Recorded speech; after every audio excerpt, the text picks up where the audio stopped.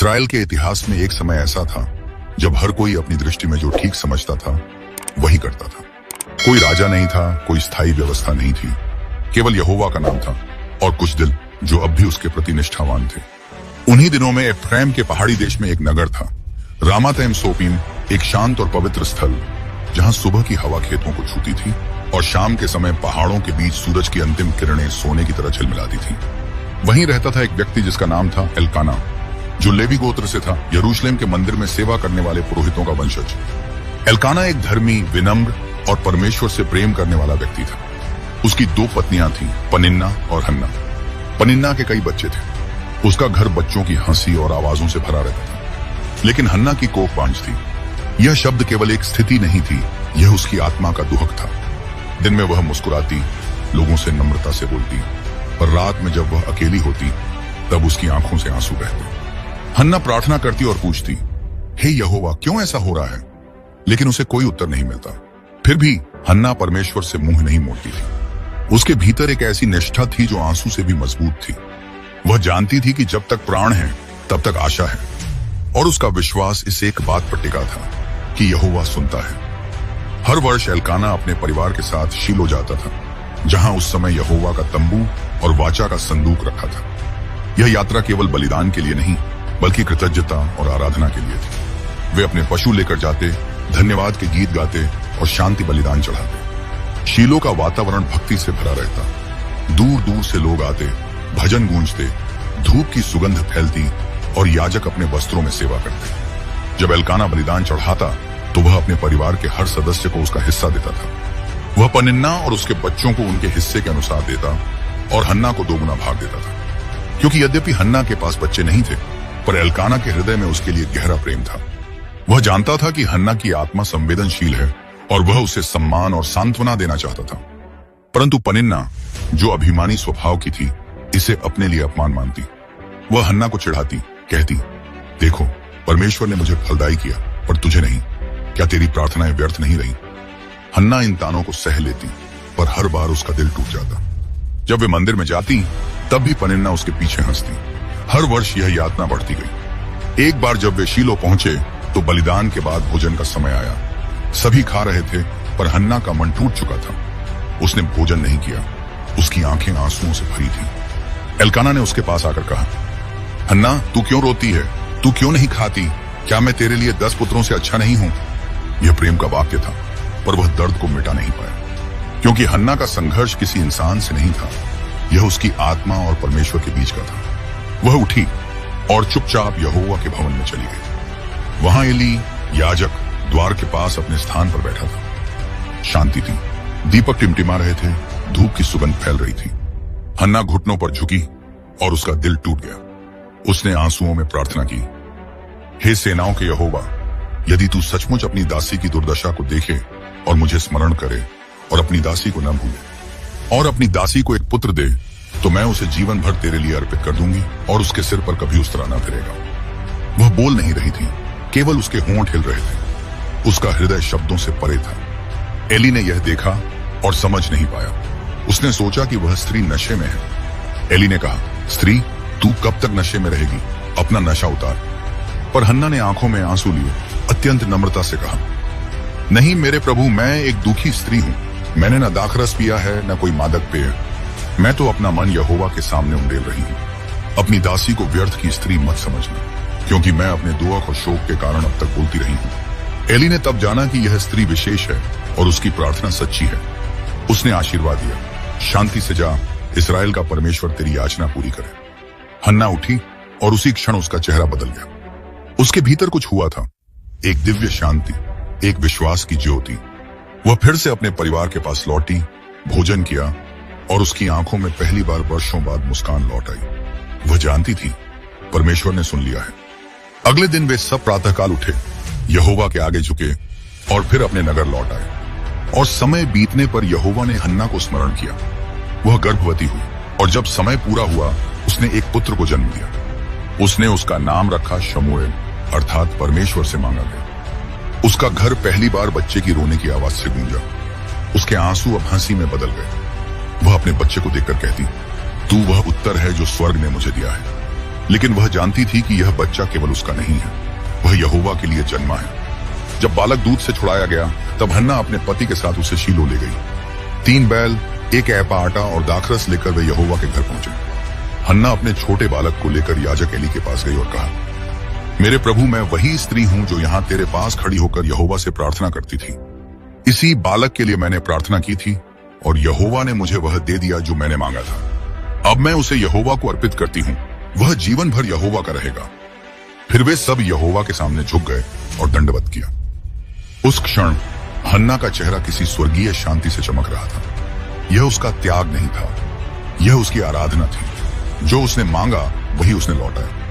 यह वही सिद्धांत है जिस पर विश्वास की नींव टिकती है, जब आशीर्वाद भी बलिदान बन जाए। उसके बाद उसने एक गीत गाया जो आज भी बाइबल में लिखा है, जिसे हन्ना का गीत कहा जाता है। मेरा मन यहोवा में मग्न हुआ है, मेरा सींग यहोवा में ऊंचा किया गया है। मेरे मुंह ने मेरे शत्रुओं पर हंसी उड़ाई है, क्योंकि मैं तेरे उद्धार से प्रसन्न हूं। यहोवा जैसा कोई पवित्र नहीं है, क्योंकि तेरे समान कोई नहीं, और न हमारे परमेश्वर के समान कोई चट्टान है। यह गीत केवल खुशी का नहीं, भविष्यवाणी का गीत था। इसमें परमेश्वर के न्याय, उसकी करुणा और उसकी सर्वशक्तिमान योजना की झलक थी। हन्ना ने गाया कि यहोवा दीनों को उठाता है, भूखों को तृप्त करता है, बांझ को बच्चों की मां बनाता है और अभिमानियों को नीचा करता है।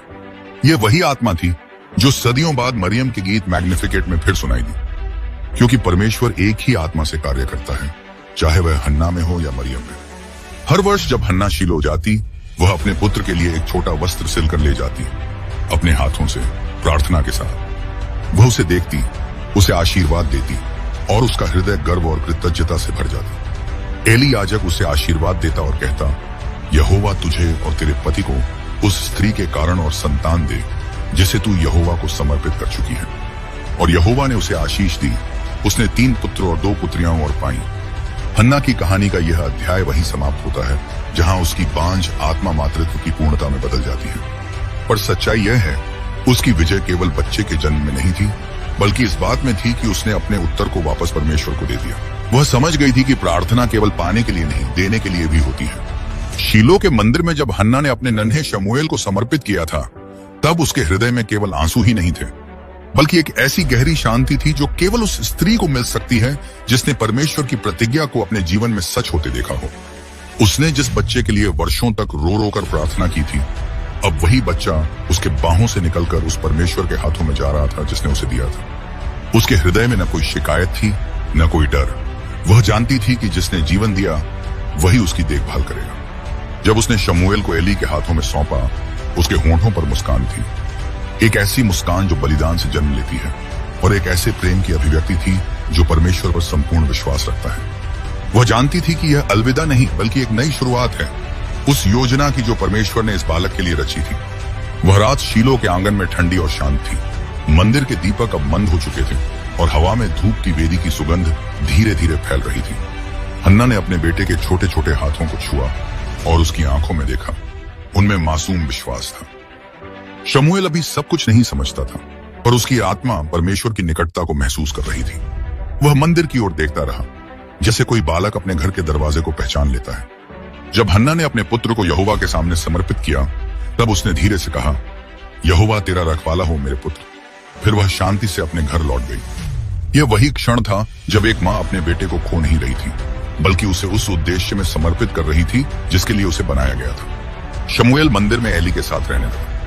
एली वृद्ध हो गया था, पर उसके मन में अब भी परमेश्वर के प्रति श्रद्धा थी, जबकि उसके पुत्र होप्नी और पीनहास उस पवित्रता से बहुत दूर भटक गए थे। वे बलिदानों का अपमान करते और परमेश्वर के घर की मर्यादा को तोड़ते थे।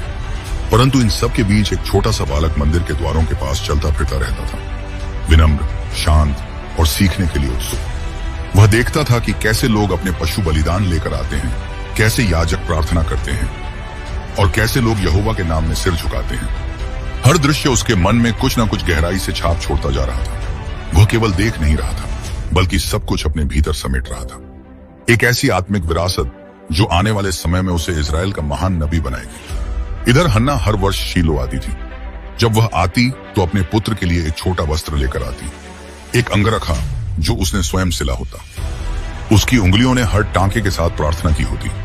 वह वस्त्र सिर्फ कपड़ा नहीं था, बल्कि एक मां की आत्मा का प्रतीक था जो दूरी में रहकर भी अपने पुत्र के जीवन को ढक रही थी। जब वह एली से मिलती तो एली उसे आशीर्वाद देता, यहोवा तुझे और संतान दे इस स्त्री के स्थान पर जिसे तूने यहोवा को अर्पित किया है। और वास्तव में परमेश्वर ने हन्ना की कोख को फिर से आशीष दी। उसने और भी 3 पुत्रों और 2 पुत्रियों को जन्म दिया, परंतु उसके हृदय में सदा शमूएल का नाम गूंजता रहा। वह जानती थी कि परमेश्वर ने उसे केवल एक पुत्र नहीं दिया, बल्कि एक भविष्यवक्ता दिया है जो राष्ट्र को दिशा देगा। वर्ष बीतते गए, हन्ना का घर अब बच्चों की हंसी से गूंजने लगा था, परंतु उसकी आत्मा में हमेशा वह मंदिर था जहां उसका पहला पुत्र सेवा कर रहा था। कभी कभी जब वह आकाश की ओर देखती तो उसे लगता कि उसकी प्रार्थना अब भी वहीं गूंज रही है, मंदिर की दीवारों में, धूप की वेदी की सुगंध में और उस पवित्र नीरवता में जो केवल परमेश्वर की उपस्थिति में होती है। उसका विश्वास अब और भी गहरा हो गया था। उसने समझ लिया था कि परमेश्वर की देरी अस्वीकार नहीं होती, बल्कि तैयारी होती है, ऐसी तैयारी जिससे आशीष का समय आने पर कोई भी शक्ति उसे रोक न सके। एली के घर में हालात और बिगड़ रहे थे। उसके पुत्र पाप में डूब चुके थे और लोग अब याजकों से घृणा करने लगे थे। परंतु इसी अंधकार के बीच शमूएल की आत्मा चमकने लगी। शमूएल हर दिन यहोवा के भवन में सेवा करता था। वह दीपक के पास रहता और अपने मन में यहोवा के लिए स्तुति करता था। जब वह सोता तो मंदिर की हल्की रोशनी उसके चेहरे पर पड़ती, जैसे परमेश्वर की उपस्थिति उसे ढक रही हो। वह परमेश्वर की आवाज को अभी नहीं पहचानता था, पर उसकी आत्मा उसे खोज रही थी। उसकी सादगी, आज्ञाकारिता और पवित्रता ने एली का ध्यान खींचा। एली समझ गया था कि यह बालक साधारण नहीं है।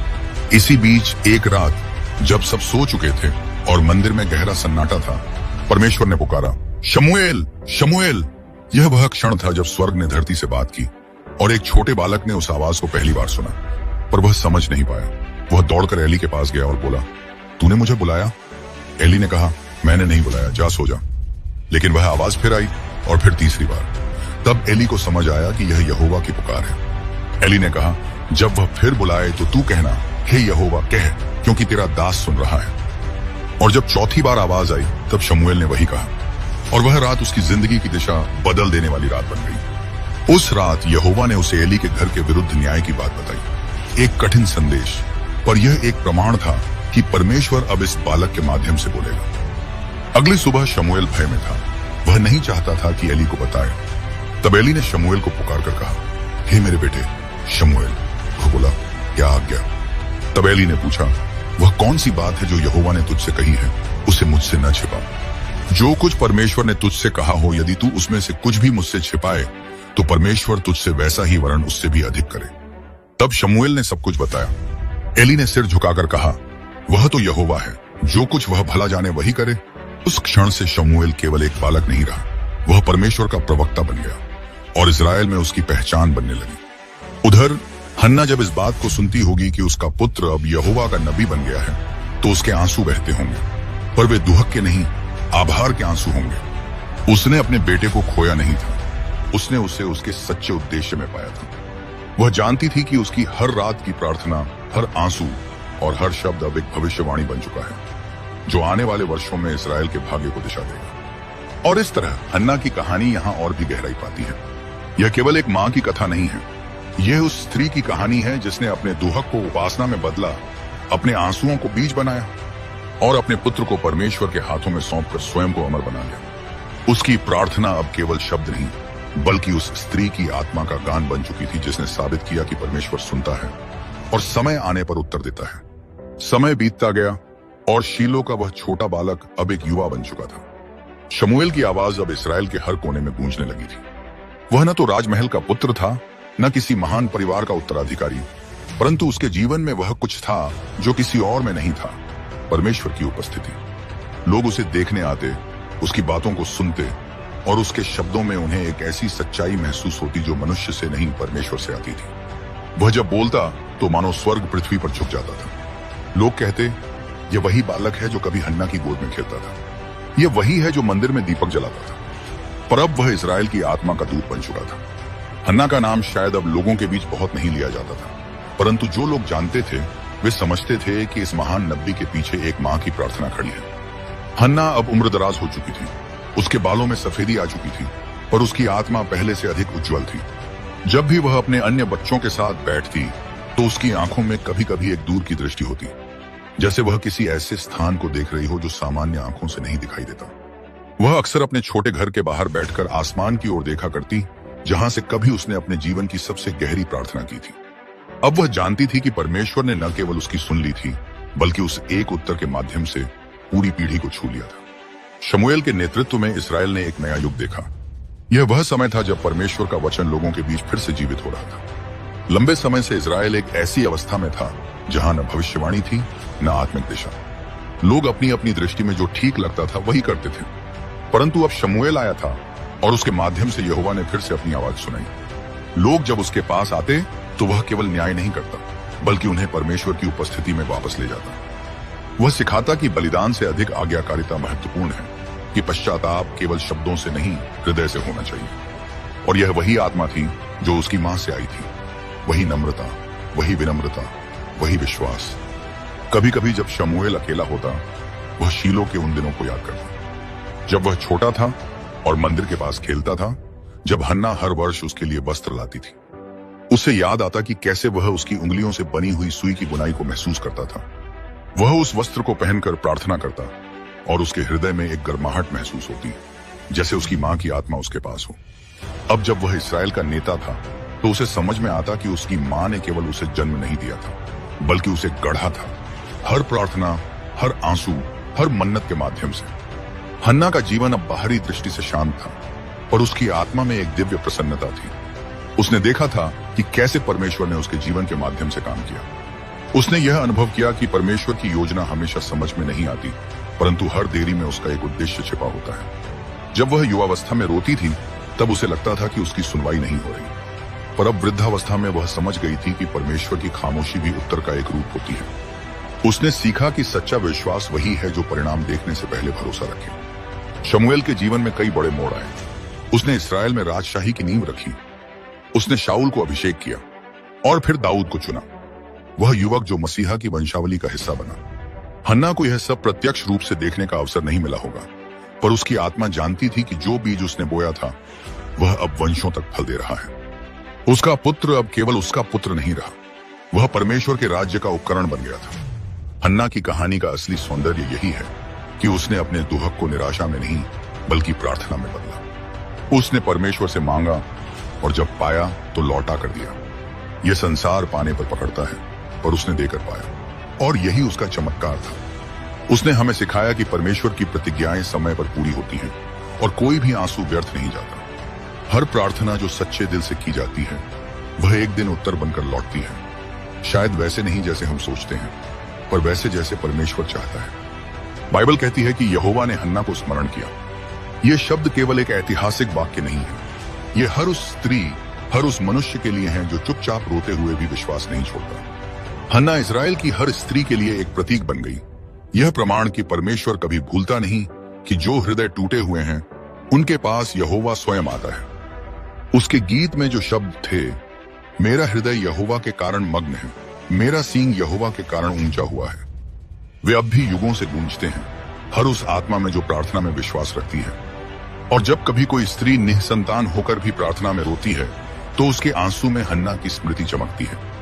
जब कोई व्यक्ति जीवन की प्रतीक्षा में थककर भी विश्वास बनाए रखता है, तो उसमें वही आत्मा कार्य करती है जो हन्ना में थी। हन्ना की कहानी हमें यह नहीं सिखाती कि हमें सब कुछ मिलेगा, बल्कि यह सिखाती है कि परमेश्वर में सब कुछ संभव है। और जब हम अपने जीवन को उसके हाथों में सौंप देते हैं, तब वह हमारे छोटे से दुहक को भी अपनी बड़ी योजना का हिस्सा बना देता है। इस प्रकार हन्ना की कहानी केवल एक अध्याय नहीं, बल्कि एक विरासत बन जाती है। एक ऐसी विरासत जो विश्वास, विनम्रता और बलिदान पर टिकी है। उसकी आत्मा आज भी हर उस मां में जीवित है जो अपने बच्चों के लिए प्रार्थना करती है, हर उस व्यक्ति में जो हार मानने से पहले घुटनों पर झुकता है। उसकी कहानी एक दीपक की तरह है जो अंधकार में भी जलता रहता है और यह कहता है कि परमेश्वर सुनता है। हन्ना का नाम अब बाइबल के इतिहास में अमर हो चुका है। उसकी प्रार्थना, उसका गीत और उसका विश्वास आने वाले युगों तक आत्मिक शक्ति का स्रोत बने रहेंगे। जब कोई कहेगा कि परमेश्वर मौन है, तो हन्ना की आवाज उत्तर देगी और कहेगी, नहीं, वह मौन नहीं, वह कार्य कर रहा है। जब कोई कहेगा कि बहुत देर हो चुकी है, तो हन्ना का जीवन कहेगा, उसका समय सर्वोत्तम है। और जब कोई कहेगा कि मेरी सुनवाई नहीं हुई, तो उसकी कहानी उत्तर देगी, यहोवा ने हन्ना को स्मरण किया। यहाँ हन्ना की कहानी पूर्ण होती है। एक ऐसी कथा के रूप में जो विश्वास, प्रतीक्षा और उत्तर के रहस्य को उजागर करती है। यह केवल एक स्त्री की यात्रा नहीं, बल्कि हर उस आत्मा की यात्रा है जो कभी अंधकार में भी प्रकाश खोजती है। यदि इस वीडियो ने आपके हृदय को छू लिया है तो इसे अपने परिवार और मित्रों तक जरूर पहुंचाएं, क्योंकि आपका एक छोटा सा कदम किसी के जीवन में आशा, शांति और उद्धार का कारण बन सकता है।